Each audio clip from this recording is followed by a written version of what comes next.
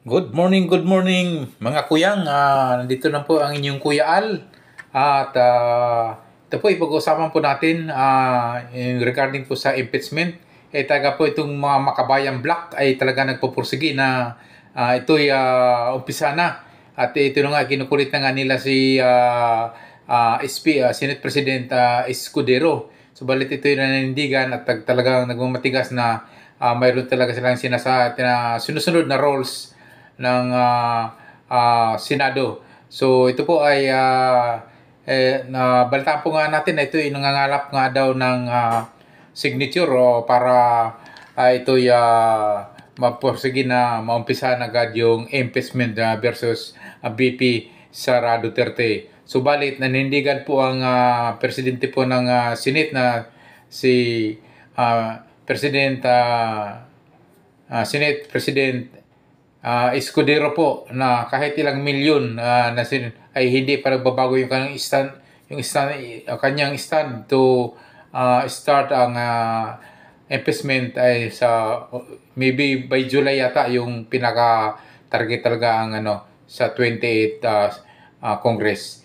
Pakinggan po natin si Senate President. Senate President Escudero na umpisa na agad ang trial dito kay BP Sara Duterte sa lalong madaling panahon. Ayon kay Escudero, kahit ilang milyon pa ang makalat nilang pirma, ay hindi pa rin siya kaya kumbinsihin ng kahit na sino man. Kanina ay muli naglabas ng pahayag si Escudero at sinabi niya na susundin niya ang tamang proseso at proposed calendar date na una niyang inilabas sa publiko. A proposed calendar of activities in connection with the impeachment. Proposed, ibig sabihin nun, isa ito sa mga tatalakayin at pagpapasahan ng Senado kapag kami nag-resume. Hindi ito nakaukit sa bato, hindi ito yung mangyayari na talaga, pero sinasabi ko na rin sa inyo, di ba? 10 days, summons, para magkaroon sila ng ideya na, at nang habang recess ay matimbang na nila kung ano talaga yung gusto nila, at anong magiging pasya ng mas nakararami kaugnay niyan.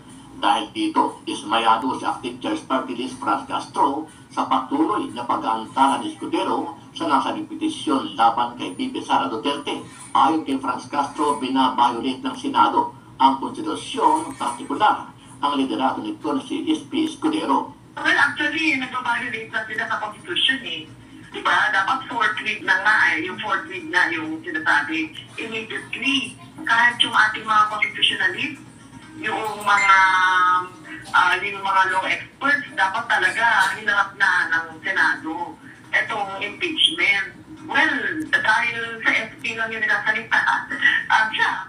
Hindi naman nagpakita si Escudero at sinabi niya na paninindigan niya ang mga naunang pahayag at hindi siya magpapaligtas sa ingay na mga kongresista at senador para umpisahan ang trial dito kay BP Sara Duterte habang nakabreak ang Kongreso. Dapat basahin sa floor para formally ma-inform yung body. Dahil kung hindi formally ma-inform yung body, hindi alam ng Senate members formally. Wala pang nangyayaring ganyan na action. No? So, but because nga yung timing was off, no? Binigay sa atin last day of the session day, and a few hours na lang before adjournment, hindi na napasok on the floor. So, kung nabasa yan on the floor, then the process will start. Ano ang masasabi mo dito, kabayan? Tanghain ka ba sa paninindigan ni SP Escudero na hindi siya magpapaligtas sa kahit na sino man sa kabila ng kaliwat-ka ng petisyon ng ilang mababatas na umpisahan na ang paglilitis ng Senado dito kay BP Sara Duterte. Sama-sama natin panuulin ang buong video at pakikomment niyo po ang inyong mga reaksyon at sariling opinion.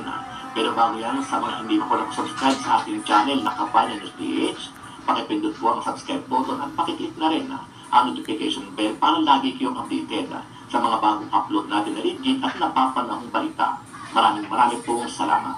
Ipinagutos ng Korte Suprema ang pagdalo ni House Appropriations Chair Stella Kimbo sa oral arguments kaugnay ng petisyon laban sa 2025 General Appropriations Act. Ito'y matapos niyang aminin na may blanco sa bicameral report ng 2025 budget. Bukod kay Kimbo, ipinatawag din ang Technical Working Group ng Senado at Kamara upang magbigay linaw. Ayon kay Representative Franz Castro, tama lamang na umarap sila upang magkaroon ng transparency sa BICAM process. Si Kimbo ang nag-admit na may blanco, pero sinabi niya ito raw ay ministerial at iniwan na lang nila para sa mga miyembro ng technical working group, yung mga empleyado ng Senado at ng mababang kapulungan to fill in the blanks in the bicameral competence committee report. And I think the court would want to be clarified regarding our statement of admission and at the same time pointing to the members of the technical working group as the one who filled in those blanks. Wala pa rin malinaw na panahon kung kailan tatalakayin ng Senado ang impeachment ni Vice President Sara Duterte. Sinabi naman ni Senate President Francis Escudero na kahit pa makakalap ng pirma ang sinuman para sa agarang pagsisimula ng impeachment trial, hindi pa rin ito sapat para kumbinsihin siya na simulan ang proseso habang naka-recess ang Kongreso. Iginigit naman ng isang kongresista na isa sa mga endorser ng impeachment complaint paglabag sa salitang batas ang pag-antala sa paglilitis sa pangalawang Pangulo. Labag na sa batas ang pag-antala sa impeachment trial laban kay Vice President Sara Duterte. Ito ang paniniwala ngayon ni House Deputy Minority Leader at Teachers Party List Representative Franz Castro. Magkalipas ang isang buwan mula naging transmit ng House of Representatives ang articles of impeachment sa Senado. Kamakailan, inilabas ni Senate President Francis Escudero ang proposed timeline nito para sa paglilitis na posibleng pasimulan sa July 30. Ayon kay Escudero, kahit ilan pang pirma ay walang magagawa upang baguhin ang batas, o di kaya ay kumpinsihin siyang labagin ito para lang i-convene ang impeachment court gayong nasa recess ang Kongreso, o di kaya ay basta baliwalain na lang ang mga kondisyon nito, bagay na mariing tinututulan ng mga mambabatas na nagsusulong ng impeachment. Ayon sa mga naghain ng impeachment complaint, dapat sundin kung ano ang nakasaad sa konstitusyon, partikular na sa Section 3.4 ng Article 11 ng 1987 Constitution. Nagkasaad dito na kung ang resolusyon sa impeachment ay iniharap ng 1/3 man lamang ng lahat ng mga mambabatas, iyon ay dapat bumuo sa articles of impeachment at dapat sundan ng paglilitis ng Senado. Kaya sa tanong kung sino ba ang maituturing na lumalabag sa konstitusyon, ang sagot ni Congresswoman Castro, sa ngayon nagbabalak ang mga endorser at complainant ng impeachment na muling magpulong upang kalampagin ang Senado. Samantala, sinabi naman ni Senator Sherwin Gatchalian na bagaman sang-ayon siya na magpatawag ng all-member caucus ang Senado para pag-usapan ang issue gaya ng normal nilang ginagawa sa pagpasa ng batas, hindi ito posible sa articles of impeachment. Dapat basahin sa floor para formally ma-inform yung body. Dahil kung hindi formally ma-inform yung body, hindi alam ng Senate members formally. Wala pang nangyayaring ganyan na action. I'll give you the timeline. In fact, Sa panig naman ni Senator Cynthia Villar, sinabi itong hindi maaaring basta nalang diktahan ni Senate President Escudero ang mga senador, gaya ng panukala ni Senator Coco Pimentel na dapat ay huwag i-prioritize sa mga incumbent senators ang kampanya para lang simula ng impeachment trial. Can you tell that to the Senator? Can the Senate President tell that to the Senator? 24 independent republics. Baka sa House kaya kasi meron silang pakinabang. But the Senate, you don't buy the senators. They have their own mind. Well,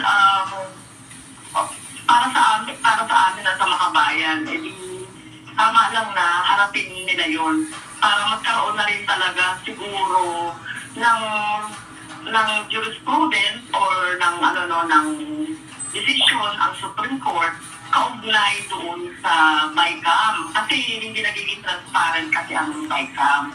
So, sa pamamagitan nitong petition na ito, yun nga, kailangan nilang humarap doon para makita talaga yung truth, no, behind doon sa binabanggit ng mga petitioner na tungkol doon sa mga blanco. In fact, nagpalabas kami ng sulat ngayon, address sa mga miyembro ng Senado na pinapaliwanag lahat ng mga pinapaliwanag ko sa inyo nitong mga nagdaang linggo.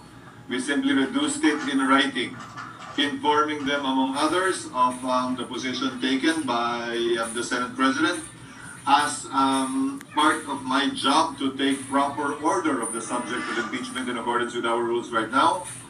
And number two, a proposed calendar of activities in connection with the impeachment. Proposed, ibig sabihin nun, isa ito sa mga tatalakayin at pagpapasyahan ng Senado kapag kami nag-resume. Hindi ito nakaukit sa bato, hindi ito yung mangyayari talaga, pero sinasabi rin natin sa inyo, di ba? 10 days, pag summons, para magkaroon sila ng ideya na at nang habang recess ay matimbang na nila kung ano talaga yung gusto nila at anong magiging pasya ng mas nakararaming kaugnay niyan. Pangatlo, minabuti namin na bigyan ng kopya nitong mga bagay na ito, yung sulat sa mga senador, yung calendar of activities, at gayon din yung special order na inisyo ko na inaasahan ang iba't ibang opisado ng mga magiging papel nila kaugnay ng impeachment kapag nangyari na nga yan. Lahat yan, pinagbigyan lang din namin sa Kamara, sa pamamagitan ni Speaker Martin Romualdez, at sa nasasagdal kay Vice President Sara Duterte para sa kanilang impormasyon, reference, at kaalaman sa interes ng pagiging transparent. Dahil lahat na nakasaad doon, pinag-usapan na natin at hindi naman bago at hindi sikreto.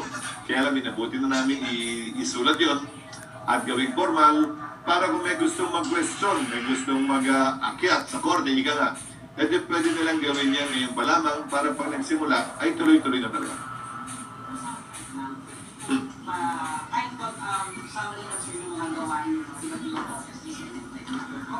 Hindi ko na maalala. Sigat ako na lang. Hindi ko maalala kasi sila lang naman yung demonong kinopira na rin dati.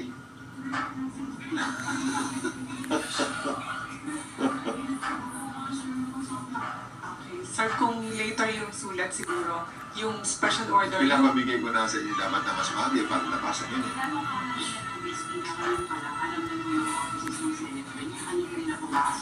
Para makapaghanda sila at gumawa na rin ng proposed budget kaugnay noon dahil baka may mga unforeseen expenses na kailangan namin paghandaan.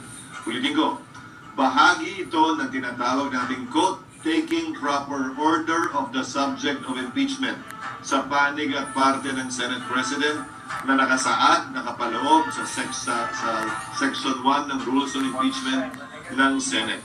Upang sa gayon, ay hindi pa man nagsisimula ang pre-trial o trial, ay buo na at kompleto na ang paghahanda ng Senado para dito. Pwede, ano yung nakakalendaryo? Ano yung sa kalendaryo? Pero para sir, may ulo ka. Okay. Ito rin yung sinasabi ko sa inyo na ba? Hindi ko proposed calendar of activities ito at hindi ito nakaupit sa bato. So, June 2, resumption of session, presentation ng articles of impeachment by the prosecutors. Isang bagay ito nakasaad sa aming rules at sa rules ng Estados Unidos kung saan kinopya ang rules on impeachment. In other words, papasahin man lamang yung mga allegations sa plenaryo para formally ay maging parte ng records ng Senado ito. Approval ng rules dapat magawa na rin namin ng June 2. Again, more or less, so, depende kung gaano kahaba ang debate. June 3, pwedeng mag-oath-taking na ang mga senador bilang judges. Mauuna mag-oath-taking yung presiding officer at yung presiding officer magpapa-oath sa mga senator judges. Pwede na rin pagkasunduan doon ang pag-issue ng summons na pwedeng ma-issue by June 4. From June 14 to 24, palitan ng pleadings yan sa magkabilang panig. At roughly from June 24 to July 25, yung pre-trial. Dahil sang-ayon sa rules of court, kung maalala nyo, sa mahaba natin at ilang ulit ng usapan at kwentuhan tungkol dito, nakalagay sa rules of court, dapat iset ang pre-trial not more than 1 month from the time the last pleading is filed by either party. So tamang-tama lang, by July 28, magre-resume na ang Kongreso. Siyempre, wala tayong magagawa sa unang araw. July 29, inaasahan namin na susumpa ang 12 bagong senador na magiging bahagi ng 20th Congress. Maliban dun sa unang 12 kami na sumumpa na, hindi naman na kailangan sumumpa pang ulit. At inaasahan namin na sa susunod na araw, July 30, kung yan ang mapagkakasunduan ng mayoriya, ay magsisimula na ang paglilitis o presentation of evidence.